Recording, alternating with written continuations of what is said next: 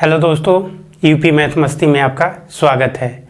दोस्तों, आज की इस वीडियो में हम बात करने वाले हैं कि कौन सा शहर किस नदी के किनारे बसा हुआ है। इस टॉपिक से चाहे यूपी पुलिस हो, चाहे यूपीएसआई या आरआरबी, एनटीपीसी, ग्रुप डी आदि एग्जामों में यहाँ से 1 या 2 नंबर के क्वेश्चन आने की संभावना बनी रहती है। तो चलिए हम इस टॉपिक के बारे में बात करते हैं। तो देखिए, आज की इस वीडियो में हम गंगा नदी तंत्र प्लस उसकी जो सहायक नदियां हैं उसके किनारे जितने भी महत्वपूर्ण शहर स्थित हैं उसके बारे में हम देखेंगे।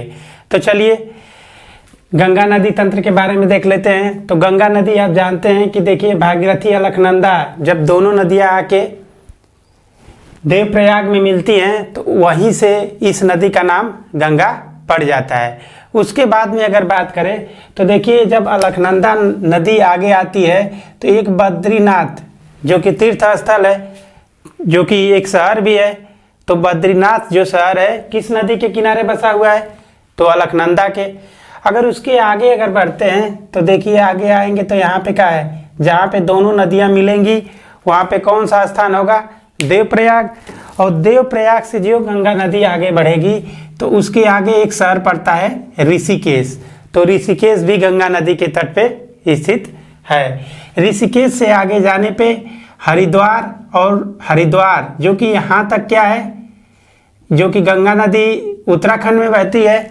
तो अगर बात करें उत्तराखंड तक तो 3 महत्वपूर्ण शहर हैं जो कि गंगा नदी के तट पर स्थित हैं। पहला बद्रीनाथ जो कि अलकनंदा नदी के किनारे बसा हुआ है। उसके बाद में अगर बात करते हैं ऋषिकेश और हरिद्वार, ये दोनों जो प्रमुख शहर हैं गंगा नदी के तट पर स्थित हैं। तो देखिए, यहाँ से हरिद्वार के बाद गंगा नदी समतली मैदानों में क्या करती है? प्रवेश कर जाती है। तो देखिए, जो आप समतली मैदानों में प्रवेश करती है तो इस साइड में आपका अब यूपी राज्य शुरू हो जाएगा। तो यूपी की बात करें तो यूपी में जो महत्वपूर्ण शहर हैं, जैसे उसके बाद में पहली सहारनपुर, और उसके बाद में बिजनौर, और उसके आगे आएंगे तो कन्नौज। तो ये जो महत्वपूर्ण 3 शहर हैं, जैसे सहारनपुर, बिजनौर और कन्नौज, ये भी गंगा नदी के तट पर स्थित है। उसके बाद में बात करते हैं आगे कन्नौज। तो कन्नौज की बात करें तो कन्नौज में एक नदी है जो कि कुमाऊं क्षेत्र से आती है, जो कि उसका नाम क्या है? रामगंगा नदी। तो रामगंगा नदी कन्नौज में आकर गंगा नदी में मिल जाती है। तो यहाँ पे कन्नौज भी किस नदी के किनारे स्थित है? तो गंगा नदी के किनारे स्थित है। तो वहीं बात करें रामगंगा जो नदी आती है तो इस पे कुछ महत्वपूर्ण शहर जैसे मुरादाबाद, उसके बाद में बरेली, मुरादाबाद और बरेली किस नदी के तट पर स्थित शहर है? तो ये रामगंगा नदी के तट पर स्थित शहर है। उसके बाद में देखिए, अगर आगे हम आते हैं तो कानपुर और उसके बाद में क्या पड़ता है? प्रयागराज। तो देखिए, कानपुर भी किस नदी के किनारे स्थित है? जो कानपुर शहर है किस नदी के किनारे स्थित है? गंगा नदी के किनारे। और उसके बाद में हम प्रयागराज की बात करें तो प्रयागराज में देखिए, यहाँ से एक गंगा नदी की सहायक नदी जो कि यमुना है, जो कि आकर प्रयागराज में मिल जाती है। तो इसलिए प्रयागराज किस नदी के किनारे स्थित है? तो ये गंगा और यमुना नदी के तट पर स्थित है। तो देखिए, अब इसके बाद में हम बात कर लेते हैं यमुना नदी के तट पर। तो देखिए, यमुना नदी जब यहाँ से निकलती है, उत्तराखंड से निकलती है, तो इसमें देखिए एक सहायक नदी है हिंडन। देखिए, हिंडन जो नदी आकर दिल्ली में क्या हो जाती है? यमुना नदी में मिल जाती है। तो जो हिंडन नदी है किसकी सहायक नदी है? यमुना की। तो यमुना की कौन कौन सी सहायक नदी है? देखिए, हिंडन हो गई, फिर इधर चंबल हो गई, बेतवा हो गया और केन। ये 4 नदियां क्या है? यमुना की सहायक नदी है। तो देखिए, हिंडन नदी ज्यों आगे बढ़ती है तो इसी पे एक शहर जो कि गाजियाबाद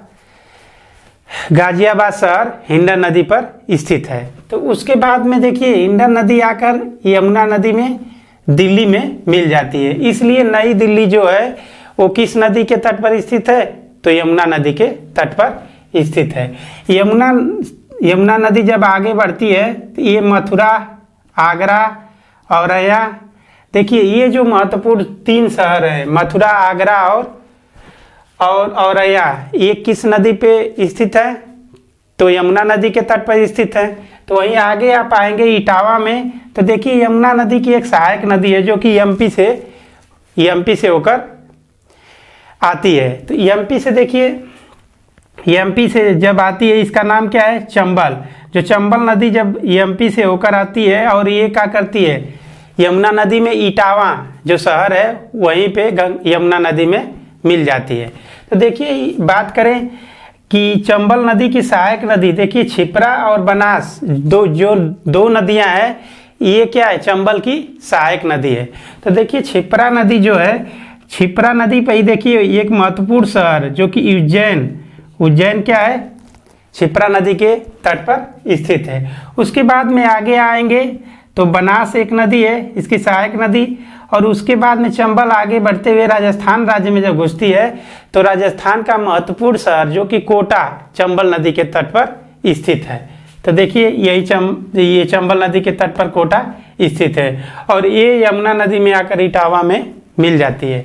उसके बाद आगे बात करते हैं, जब यमुना नदी आगे बढ़ती है तो इस पे कालपी एक शहर है जो कि यमुना नदी के तट पर स्थित है। उसके बाद में देखिए चंबल के बाद में बेतवा, जो कि बेतवा भी एमपी से इस नदी का उद्गम होता है। तो देखिए बेतवा नदी जब आकर यमुना नदी में जिस स्थान पर मिलती है उस स्थान पर का नाम क्या है? हमीरपुर। तो इसलिए हमीरपुर जो शहर है वो किस नदी के तट पर स्थित है? तो यमुना नदी के तट पर स्थित है। वही बात करते हैं बेतवा की। तो देखिए बेतवा जो नदी है, तो बेतवा पर एमपी का 3 महत्वपूर्ण जिला या शहर की अगर बात करें तो देखिए ओरछा, विदिशा और सांची, जो कि आप जानते होंगे इसमें विदिशा और सांची जो कि इतिहास के दृष्टिकोण से बहुत ही महत्वपूर्ण पॉइंट है।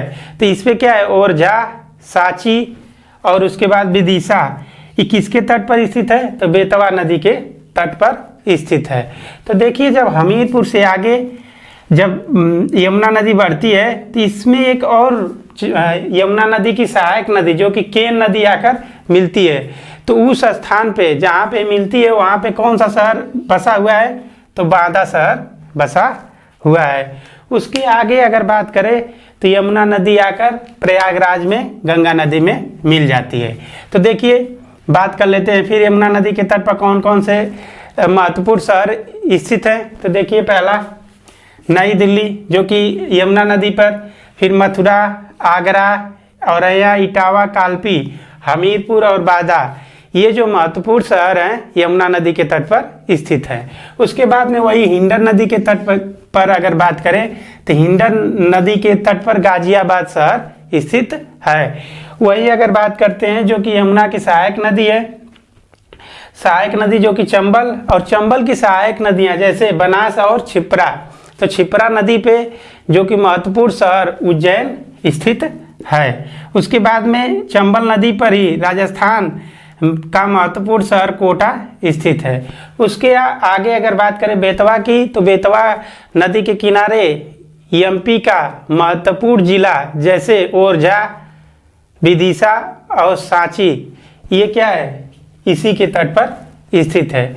उसके आगे बात करते हैं केन नदी। केन नदी यमुना नदी में कहाँ पर आकर मिलती है?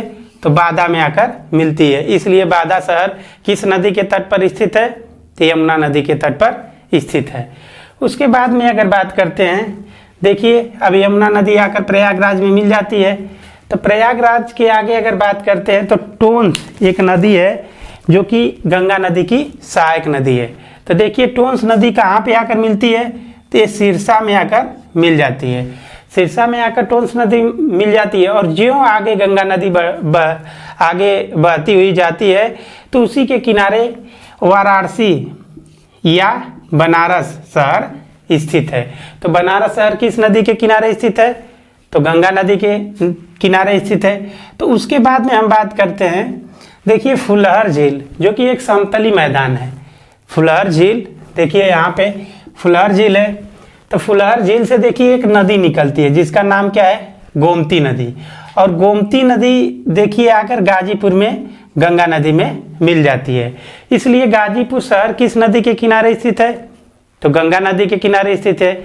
वहीं बात करते हैं गोमती नदी की, तो देखिए गोमती नदी जो फुलहर झील से निकलती है, इस पे कुछ महत्वपूर्ण शहर जैसे लखनऊ, सुल्तानपुर और जौनपुर, देखिए लखनऊ, सुल्तानपुर, जौनपुर, ये किस नदी के किनारे स्थित है? गंगा नदी की सहायक नदी जो कि गोमती नदी है उसी के तट पर लखनऊ, फिर उसके बाद में सुल्तानपुर और जौनपुर किस नदी के किनारे स्थित है?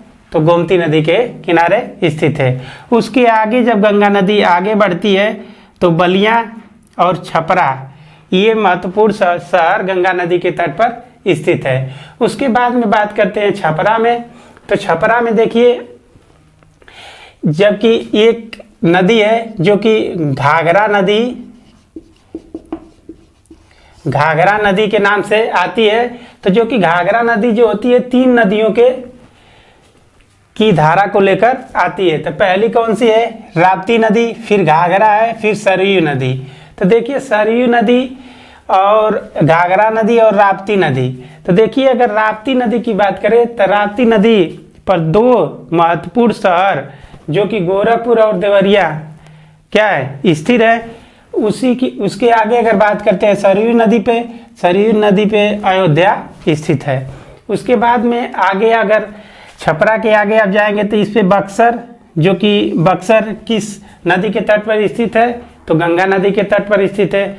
वहीं आगे बात करते हैं तो सोन नदी, जो कि सोन नदी अमरकंटक की पहाड़ियों से कहाँ पे आती है? ये गंगा नदी में पटना शहर में मिल जाती है। तो इसलिए पटना किस नदी के किनारे स्थित है? गंगा नदी के तट पर स्थित है।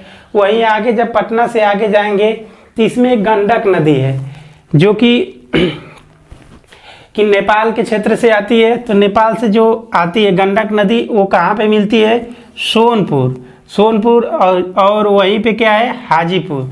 ये क्या है? इसलिए सोनपुर और हाजीपुर में आकर गंगा नदी में मिल जाती है, इसलिए सोनपुर और हाजीपुर किस नदी के तट पर स्थित है?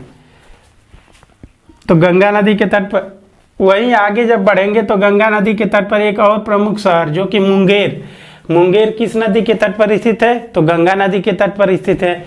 वहीं आगे जब आएंगे तो कोसी, जो कि कोसी एक नदी है जिसे बिहार का शोक कहा जाता है, वो आकर कहाँ पे मिलती है? भागलपुर में मिल जाती है। तो भागलपुर बात करें कि भागलपुर किस नदी के तट पर स्थित है? तो गंगा नदी के तट पर भागलपुर स्थित है। भागलपुर से ज्यों आप आगे बढ़ेंगे तो आपको झारखंड राज्य आ जाएगा जिसमें साहेबगंज, इसका मतलब साहेबगंज शहर जो है किस नदी के तट पर स्थित है? तो गंगा नदी के तट पर स्थित है। वहीं अगर बात करते हैं कि दार्जिलिंग, जो कि आप लोग जानते होंगे कि असम में पड़ता है दार्जिलिंग की पहाड़ियों से एक नदी बहती हुई गंगा नदी में मिलती है, जो कि उस नदी का नाम क्या है? महानंदा। ये भी गंगा नदी की सहायक नदी है। उसके आगे जब आगे बढ़ेंगे तो यहीं से गंगा नदी में 2 धाराएं निकल जाती है। एक धारा को हम पद्मा नदी के नाम से जानते हैं और दूसरी धारा को हम क्या करते हैं? हुगली नदी के नाम से जानते हैं। तो देखिए यहीं से जहाँ से धारा का निर्माण होता है वहीं पे एक फरक्का बैराज स्थित है जो कि पश्चिम बंगाल में है। वहीं अगर बात करते हैं कि हुगली नदी पे ही कोलकाता शहर स्थित है। उसके बाद में आगे बात करते हैं कि हुगली नदी की एक सहायक नदी है जो कि स्वर्ण रेखा नदी पर ही एक प्रमुख शहर जो कि जमशेदपुर स्थित है। उसके बाद में अगर बात करें तो देखिए पद्मा नदी जो कि आगे बढ़ती हुई ये कहाँ पे चली जाती है? पश्चिम बंगाल से होते हुए ये कहाँ पे चली जाती है? बांग्लादेश में चली जाती है। और बांग्लादेश में ही उस साइड से ब्रह्मपुत्र नदी आकर फिर दोनों आपस में क्या हो जाती है? मिल जाती हैं।